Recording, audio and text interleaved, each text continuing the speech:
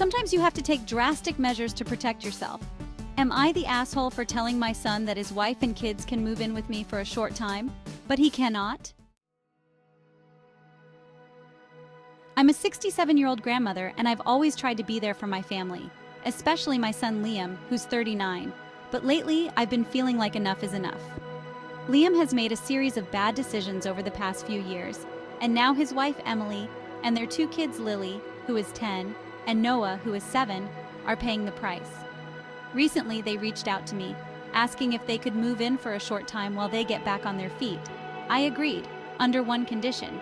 Emily and the kids can stay with me, but Liam cannot. Liam was furious when I told him this, saying I was wrong for taking in his family but leaving him out in the cold. But here's the thing, I have my reasons. First, let me tell you about some of the bad decisions Liam has made recently. Liam quit his stable job 2 years ago to start his own business, despite having no real plan or savings to fall back on. He had a decent position at a company where he'd been working for nearly a decade, but he got it in his head that he could do better on his own. I tried to warn him that starting a business without proper planning was risky, but he wouldn't listen. Unsurprisingly, the business failed within a year, and they've been struggling financially ever since. Right after the business failed, instead of finding another stable job to support his family, Liam decided to invest the little money they had left into a sure-thing stock tip from a friend. He was convinced this was going to turn everything around, but of course, the stock tanked. Emily was beside herself, and it nearly caused their marriage to crumble. And just recently, Liam made another impulsive decision to buy a new car they couldn't afford. Their old car was still running fine, but he wanted something flashier to impress his friends. He took out a loan at a high interest rate, and now they're stuck with monthly payments they can't manage on top of everything else. All of these decisions have led to their current situation. They're on the verge of losing their home because they can't keep up with the mortgage. Emily reached out to me, tearfully asking if they could stay with me for a while. I love my daughter-in-law and my grandkids, and I can't bear to see them suffer because of Liam's poor choices.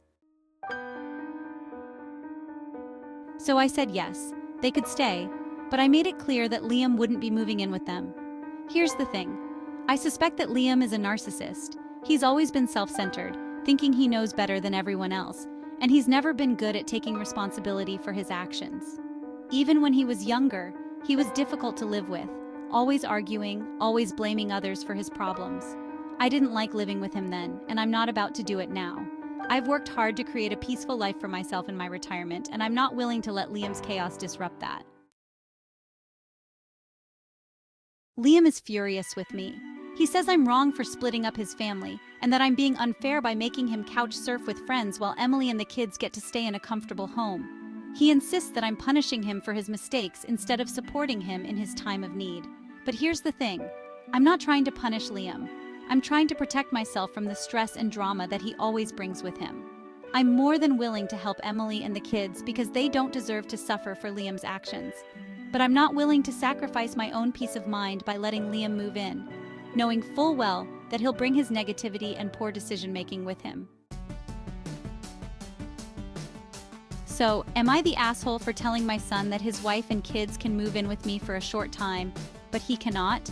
Should I have let him stay too, despite the stress and disruption I know it would cause? Or was I right to set this boundary for my own well-being?